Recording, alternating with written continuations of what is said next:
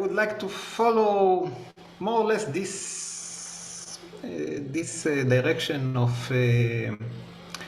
direction of thinking, and just to try to point out something about education, starting from a sentence that might sound a bit puzzling at the beginning. I hope that it will become a bit more clear when I'm finished. And the sentence is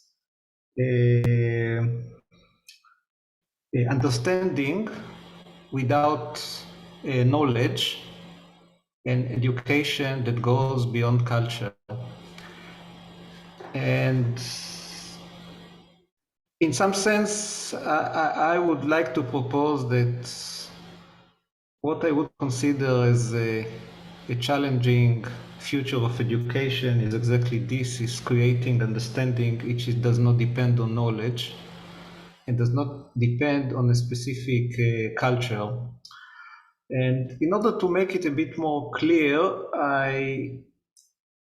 I would like to follow some of the ideas of Gilbert Simondon, and also a bit less known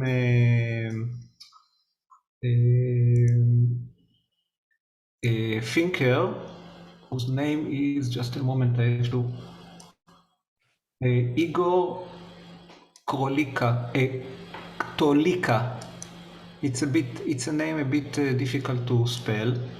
And he wrote about Simondon. He made some interpretation about Simondon. And in Simondon's writing, there is a very interesting theory about the relationships between individuals and society. And this kind of relation, Simondon was calling trans-individuation or trans-individual.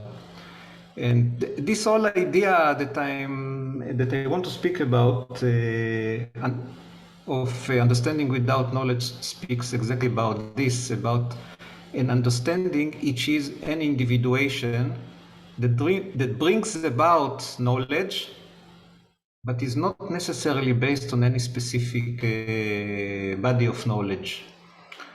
And to make it a little bit more concrete, Simondon is speaking about the psychological world, about our minds, that are a direct continuation within a continuum of the physical and then the vital aspects of our environment. And the psychological world about is actually a process which is continuing both the physical and the vital dimensions of existence. And this psychological world, which we entertain in our minds, each and every one of us, this world is consolidated into a lot of relationships, objects, manners of being, manners of relating, which we call culture. And this is one of the ideas of Simondon, that actually what we call a process of psychologization, this ongoing happening of our mentality, of our mind, of our emotions, our inner subjective worlds, is consolidated, externalized, and objectified as we call culture. And then we can start speaking about the relationships between individuals and culture, and between individuals and society, as two dimensions of two separate or two distinct, not separate, but two distinct distinct yet interconnected levels of individuation. And following these ideas, what Simondon was proposing, he was proposing two terms, which I find very interesting in this context of education. One of them is it's called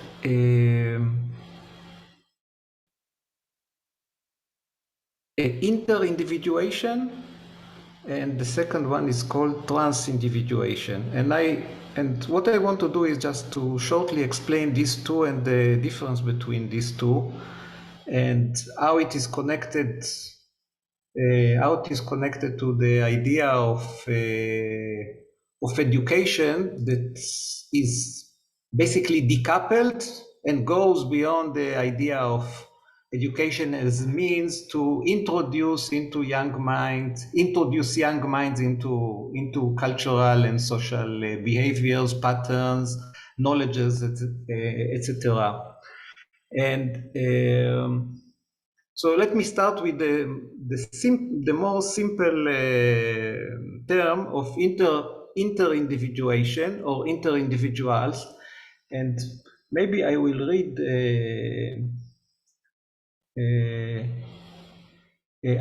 I will read you a short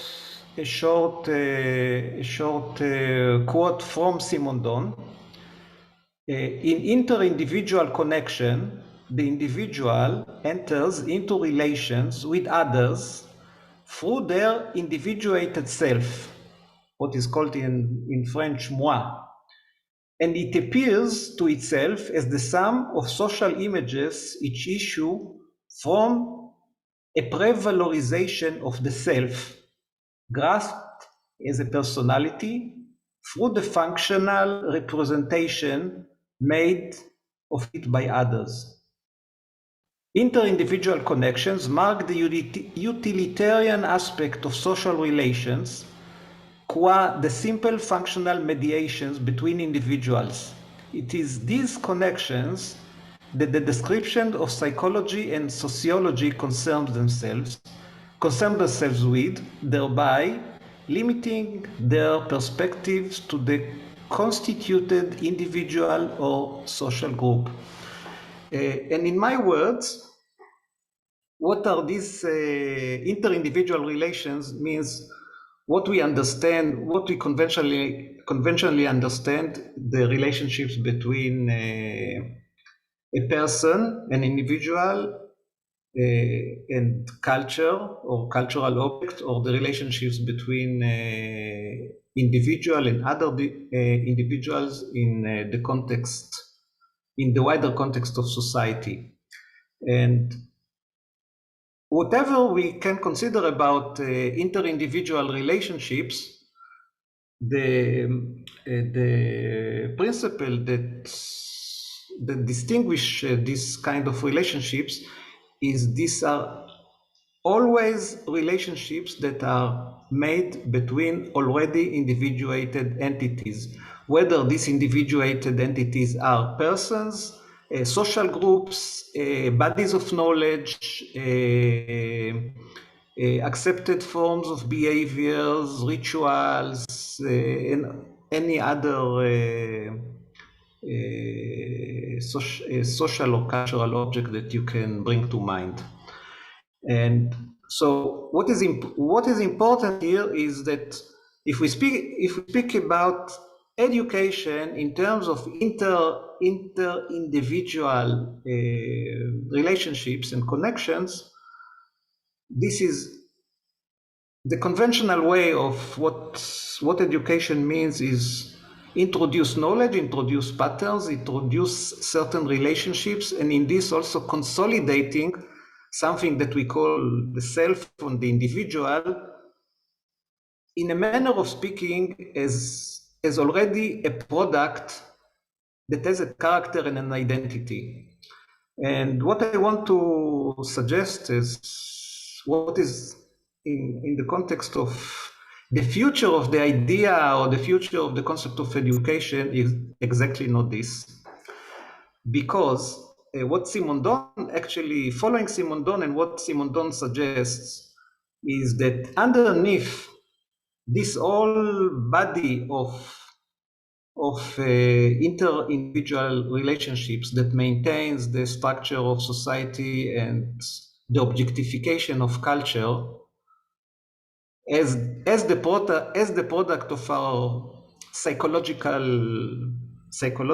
objective realm or reality. What he suggests is another term which is called the trans-individual.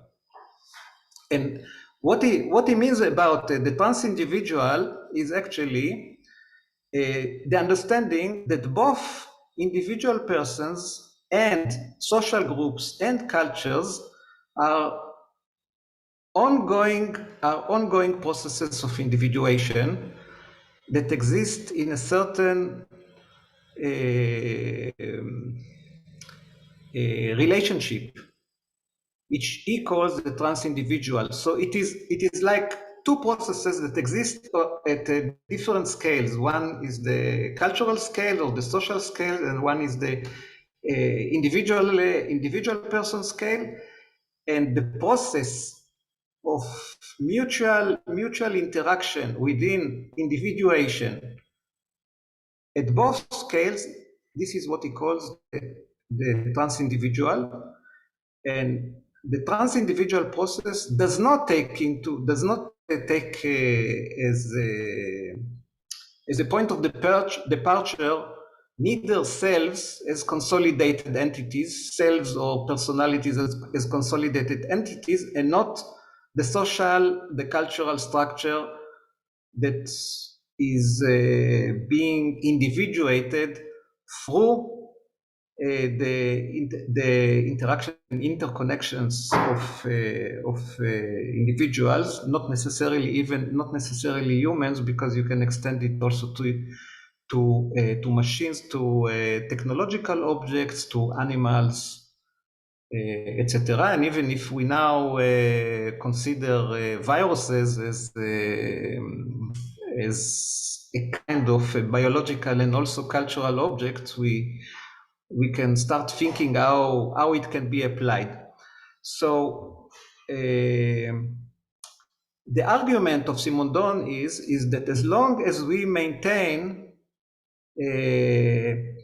inter-individual systems of relationships, we actually block the intelligent process of the trans-individual. And there is a fundamental asymmetry between these two processes, that they coexist anyway, side by side.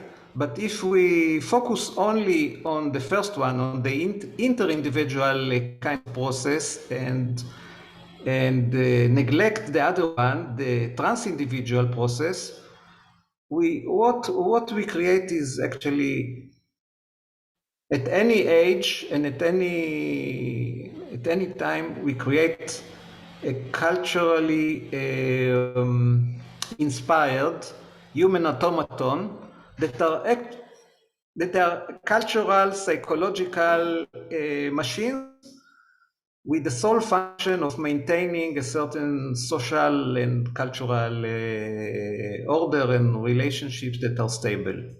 So coming back to the first point about understanding without knowledge or education without culture, I would like to say that a futuristic, and I may even dare to say post-human understanding of education would be one that exposes two minds, young minds as well as adult minds, of the trans-individual, which is actually a process of coevolution of individuals into higher scale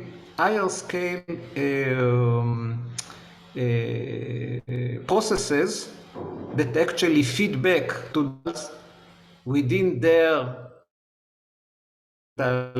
processes.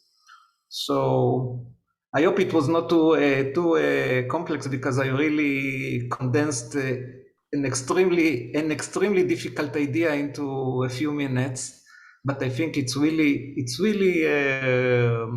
critical to start to think in this direction.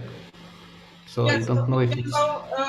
if I can a bit simplify and paraphrase, so and go back through the talk so far. So when we have this moment of Angela Merkel speaking about not kind of extending like a consolidated, or as you would say, individuated storyline, and not just being positioned, like kind of as an agent of any storyline, or kind of in this group relations of different sort of influences. This would be her saying that she's not bound by this interindividuation matrix. Yes. So what she is doing, she's doing what Gerard was painting as this like, okay, so you are in a traffic jam, but this is the constraint,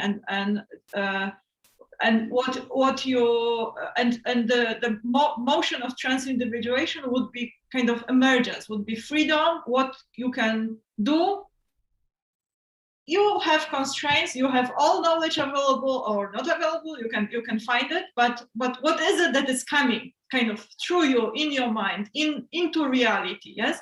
So now going like one step back to what Marta said about those guiding metaphors, then it would not be a network that would be a metaphor we are speaking about. Network would be exactly this interrelations kind of between consolidated individuals. It would be, I don't know if it's technology, it would be kind of like a cosmic reality of emergence, of like always something new, out of whatever. It's nothing basically. And so I don't know if any technological metaphor could come to illustrate those like two planes you do have self-organization.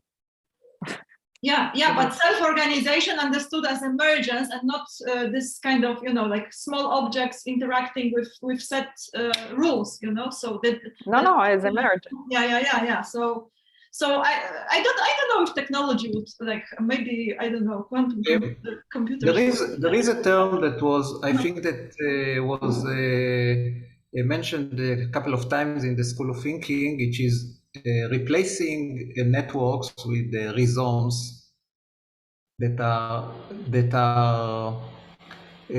mathematically speaking, they are closer to what is called hypergraphs, though they also extend beyond the idea of hypergraphs. But they can include different scales of description. And just to make another point, maybe a connection between what I was saying and what Gerard was talking about is, I think it's not like, I would rather think about this traffic or transportation idea. It's not only identifying the constraints and being free within these constraints.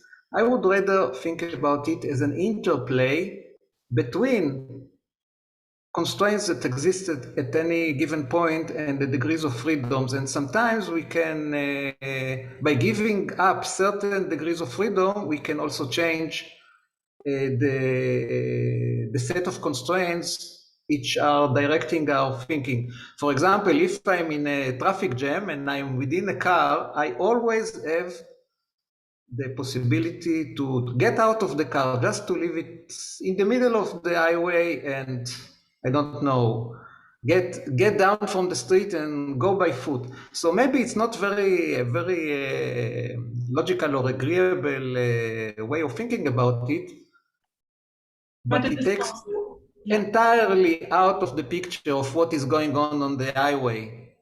Yeah. And maybe it's not utilitarian, but you might feel free in a different manner altogether. Yes. Yes. So this goes back way to the first talk that Saifan gave and was speaking about those like the difference in the habitat, but like to put together the question of the habitat and the question of the metaphor, we always metaphorize. Yes, we always kind of paint the view of reality. There, like it is always the simplification. What will understand our habitat to be like, and to which we'll be relating. And so then yeah. So this always also enters the kind of the like adds to this question of those metaphors and what is it all about, like where are we as this mind, as you draw Saifan with this self and the world, yes, or the inside and the outside. So who would like to comment? Sasha. Hi. Yeah. So I think thanks for all the interesting talks, by the way. I think you were all talking about the same thing, like let's call it the elephant in the room. Martha Shaw talked about elephants and like taming this wild animal. And when we know in India, they tame wild elephants, and in the end, they just put this pin in the ground and a small rope around the neck, and the elephant stays there. But then for all those of you who have seen the movie Water for Elephants, we also have this circus elephant who is constrained with a spin in the ground and she cannot move. But then at one point, the elephant takes the pin by herself because she's so strong, she can just do it. And she puts the pin in another place. So she takes the pin, starts walking around and puts the pin elsewhere. And it's the same with the traffic jam and things. Like you're in traffic, like Weaver said, you step out of the car and you start walking. So my question is, what is the education for? Is it for the elephant to stay in the place we put her to? Or is it for the elephant to learn how the system works, take the pin out and move somewhere else? And then, I don't know if my message, the thing I want to say is clear, but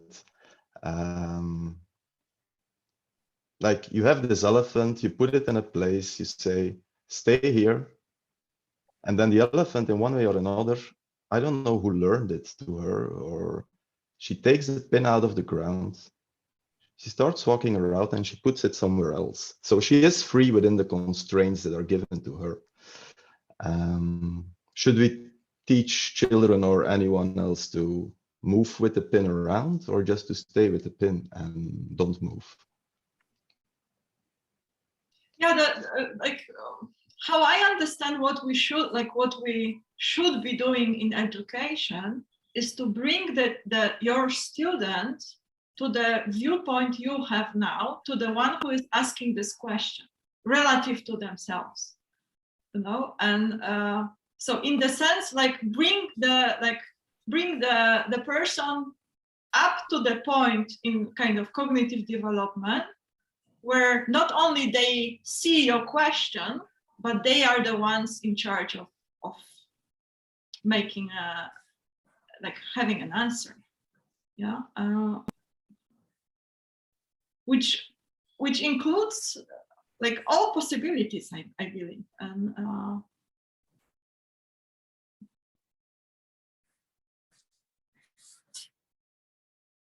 yes, because you could also just take out the pin and run away. But in the movie, the elephant doesn't do that because she likes the circus and she likes all the people. So she wants to stay there, but she can move freely within. Yeah, and there are also like a lot of, you know, people who like this circle. So, I don't know. So like when we are speaking about freedom being the kind of maximization of freedom being you know, like what you want, then the spectrum of choices that can be made is the broadest one, including, you know, that like liking the circles and staying in it.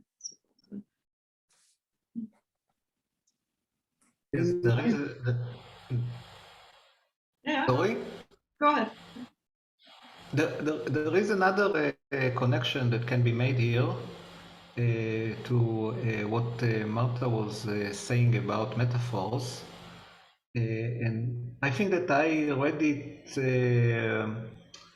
in this book of James Hillman, that is noting that we usually are using in our thinking process, in our psychologization process, that it is the mind or the subjective mind. We use always chains of associations and metaphors.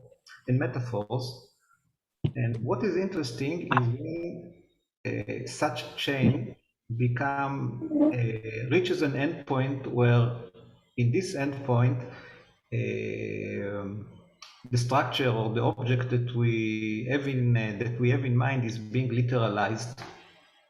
It becomes literal. It becomes a kind of indisputable fact of reality. So I believe that what the elephant does, and this connects to Sasha's reflection, is that the elephant understood that the pin in the ground is not the end of the chain. It's not a literal object, but it's only a relationship between herself and the position that she is located in the space of this circus ground. And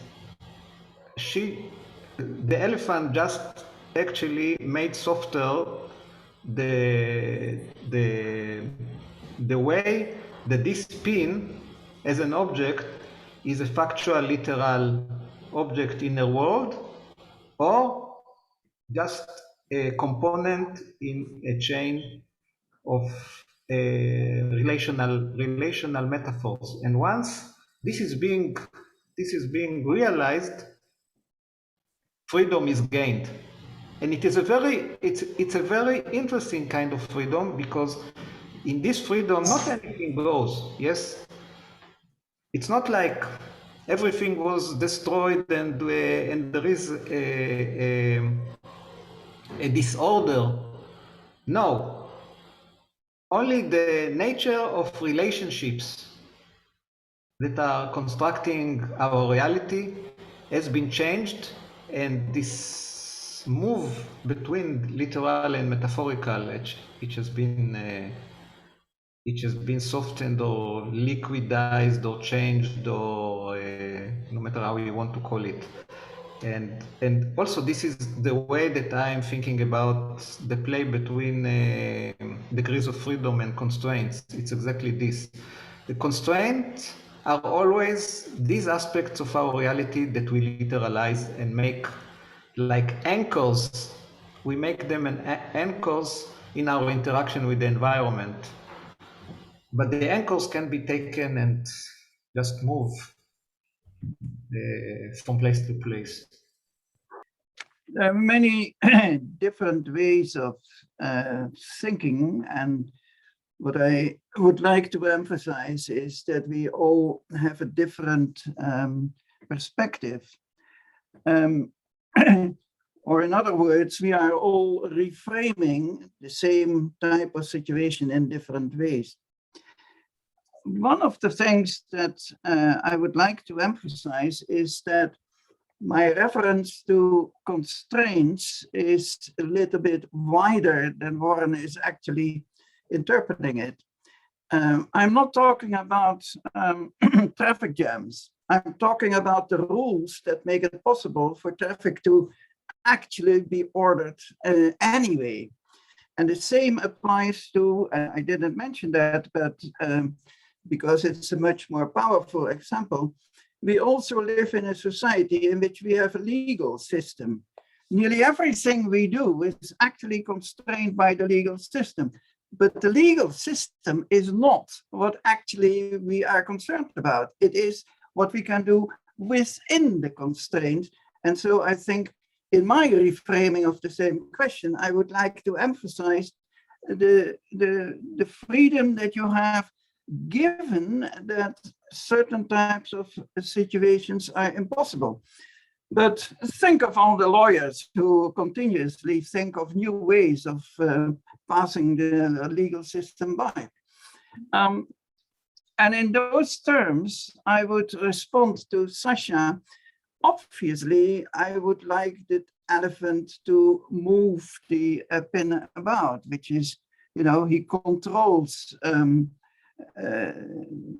the type of thing he can do by telling the audience, this is what I'm doing now. But the interesting thing, of course, is that we always seem to be trapped by the constraints and not realize how many constraints actually can be avoided or even made into something else. So, for example, my immediate reaction to the example of the elephant was not what does the elephant do, but what did the trainer do? Did he teach the freedom of doing things to the other elephants? That's where the real question is, I think. What is it that, what is, if you wish, the type of metaphor that you use? And in my view, well, it's the type of metaphor where actually there are no differences between animals or people. So the animal is not the one to be tamed. It's the trainer who has to be tamed, if you wish. So in my view, education is a process that is independent of the abilities of the individual. So it's a very different type of thing. It is not constraints and degrees of freedom. The degrees of freedom are the ones that you can control. It's very different. And of course, in terms of Marta, I must admit that I was extremely aware of the fact that I actually used a metaphor as well, which was Angela Merkel. Well, that is also constraining as well, but we can be aware of that. So I think we must not focus on details, but be aware that it is the human that we are talking about, not the technology. It's the technology that we can teach people to use, rather than the technology to use the humans. Yes, and if I may add to that, I have a question. Do we change, or the human mind and the human brain, is it changing over time, over 2000 years? I think rather little. Of course, the context and the culture, etc., and technology is changing. But if you look at the question, what is education for? Well, for animals, it used to be, I think, by evolution theory, to better survive, or with better chances survive in situations. But now, when also I hear the speakers, we want to express ourselves better with education, or to come to our full potential. That is already far away from the real origin and the real purpose of education, which was surviving. So there's a big distance. I'm reading also this book of Stanislas de Haan on how we learn. And there he explains that it's also a question of fashion, maybe. Take, for instance, the Steiner school. It was introduced some 10 or 20 years ago. It was non-conformist in a sense, but now it has become more or less back conformist. But in the time, it was really new. But if I read Stanislas de Haan well, what he says is, it's also partly about fashion, because the way we are structured in our head and the way we efficiently learn, for instance, the Steiner school or the classical way of education, they have all the pros and cons. And shouldn't we concentrate and focus in a future way of educating on how our brain is structured, and it is not that flexible. Of course, there's plasticity, etc., but there are also genes, etc. So that is my question. How can education evolve? And are we not forgetting partly that it's just evolution theory? Stefan? Yes. So one of the things that I try to say concerning formal education is that actually when we look at formal education, I don't agree with that it is about survival. I think that it is more a bridge between the fact that as individual organisms, there is a minimal genetic change or physical change. But when we look at us as interacting groups and society and civilization, the level of evolution that has happened at this level, it's huge. And it is a very big and very fast potential. And in principle, I think what education does, it bridges us into this potential, making us good navigators of it, because it is huge. Yes, as of today, it is something immense, but education can give us the power to navigate it and to use it and to edit it and to curate it and to move in between. But this in itself, it's a habitat. Yes, if I go back to what I was opening, and if it is a habitat, we have to understand how to make it something that can be navigated, because I do want the entry to this immense potential, which is the cultural. Yes, the cultural, the ideal, the abstract, the overall abstract realm that has been developed across these 2,000-3,000 years. It's huge. And it makes the whole difference. I don't think that our evolution is really happening on how our brain is wired, but it's very much happening on how our communication interdependence is wired. It's extremely different, and it's extremely potent. And education is a kind of a door to this. And in this sense, I don't think it's necessarily about the technology, but it's about how to become a navigator of this, how to be able to move through it and to make it a habitat rather than to be a product of it. But for this, we need to look at it as a habitat within which we want to learn how to move.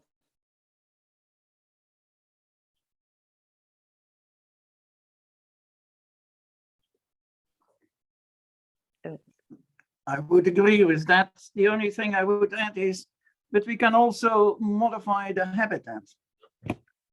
We do, all the time. We do.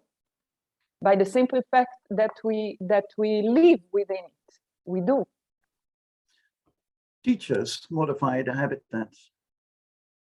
What okay, so maybe I don't understand. What do you mean by that? Well, if you're in a classroom, it's the teacher who creates the habitat. Depends. There are all kinds of classrooms. It depends. It's not a given. It's really not a given. Some teachers do. But it's like to manage to describe it to a young student as this, world needs to be discovered and navigated, through which you carve your path, through which you find your treasures. And this is the way that you move through it. I think this, yes, this is what, I mean, the presence of the adults are supposed to bring in, this kind of being fashioned and engaged, and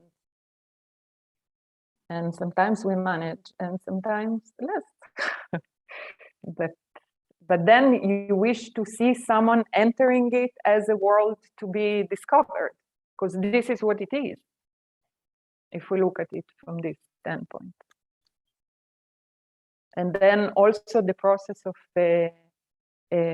individuation that Weaver was mentioning can happen within the navigation within this kind of habitat.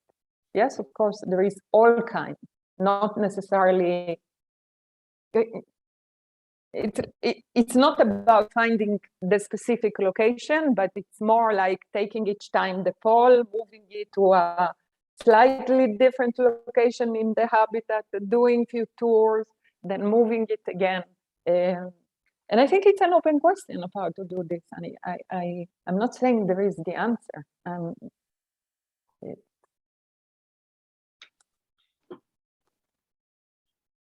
So, do we want education focused on complying to the habitat, or do we want it to go beyond that? No, Sasha, it's not about complying, but it's about, if you see it as something that it's like this unknown world that you are discovering while walking.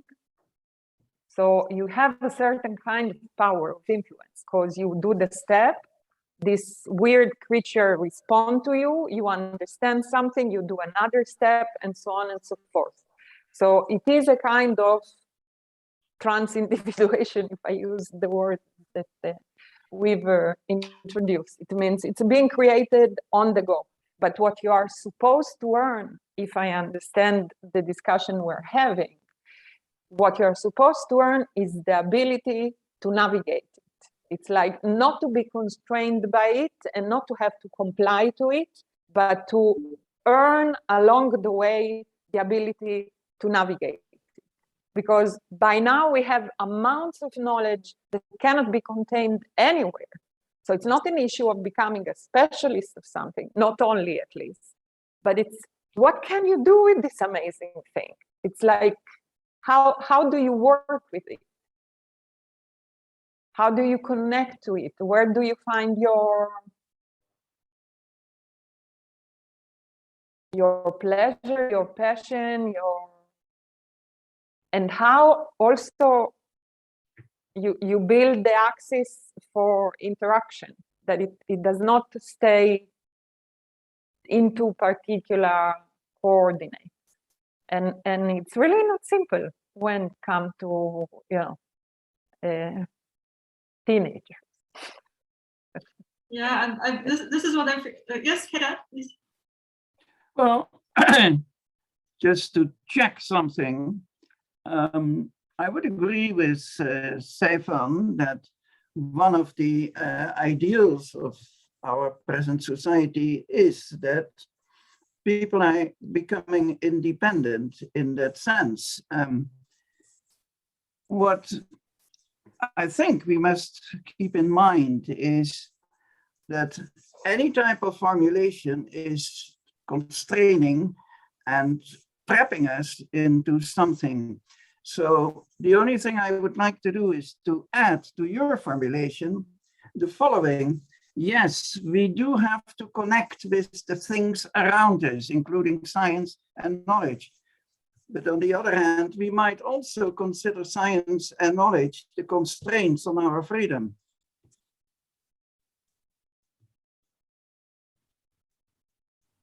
Yes, I think that this is very accurate, and what I meant at the beginning of my talk about understanding without knowledge is exactly this. It's a certain manner of relating that allows an interplay, that allows an interaction that is does not become imprisoned in rigid sets of patterns or relationships, but is able to be in a continuous process of individuation. So it's about the manner or the nature or the style of relationships that exist between objects, between individuals, between selves, etc. And of course, if something is frozen and becomes dogmatic, is exactly because this style of relationships is somehow became itself frozen or limited. But if you look at it as something that can be navigated, it doesn't really matter, because it may have become dogmatic, but you are the one that moves. So you may stay for a while within particular kind of constraints, but then there is this ability to move.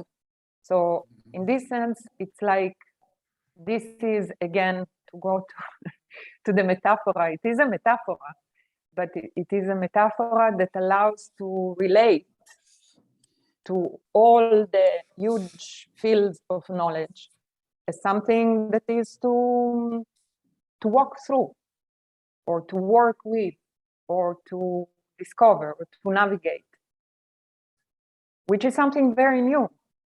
It couldn't really be done before.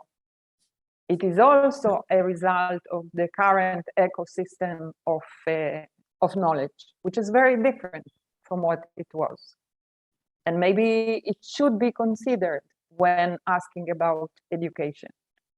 This is not something that was accessible at all 50 years ago. I would like, again, to put up a little finger, a warning finger. If you say to navigate, that is a way of talking which is extremely constraining in essence. Because, for example, there is an area AI, artificial intelligence, and I know how to navigate AI. But I would be seriously concerned if Dirk, for example, would say, you teach me how to do it. No, he has to develop his own way to do it. So navigating is okay, but we must keep in mind that everybody has a different way of navigating. By all means. Okay.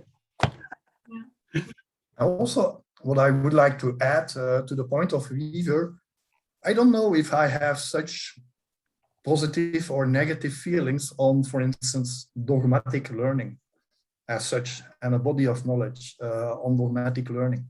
If we learn in Belgium or in the States the traffic rules and how to navigate the car in the traffic, it is dogmatic.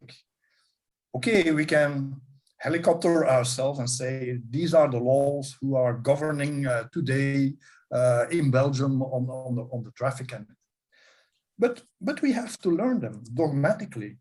I have nothing against this, but I see also that under certain circumstances or for other subjects, this is not the way to go. And we must be more freely and be aware of constraints, etc. I don't think that is what we are talking about, actually.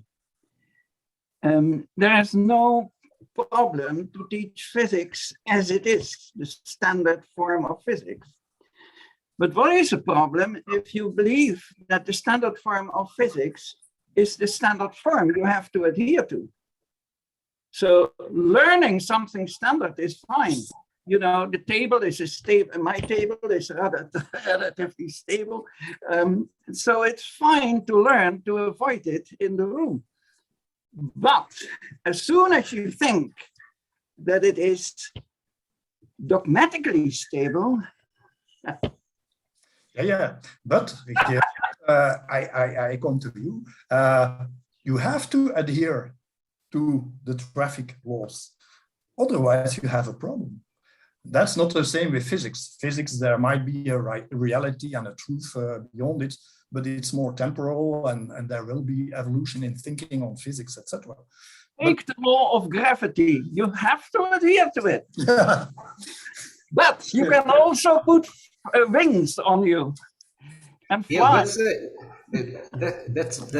That's very amusing, because let's have a certain mind experiment. Suppose someone, I don't know where, in Hungary, for example, in a small town, discovers that everything that we thought about gravitation, the Newtonian gravitation and Einsteinian gravitation, is not correct.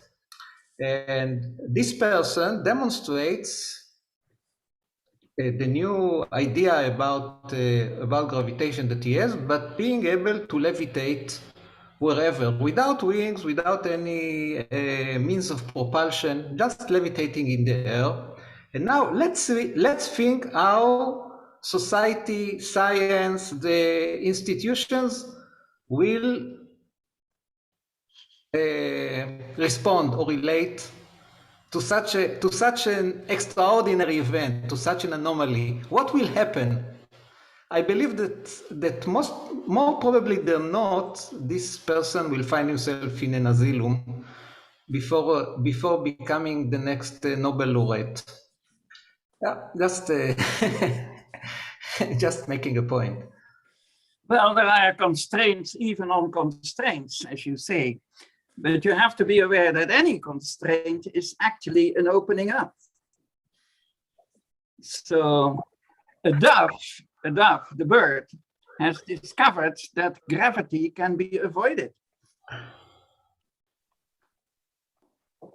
And then, of course, the dove still has to learn how to avoid the bullet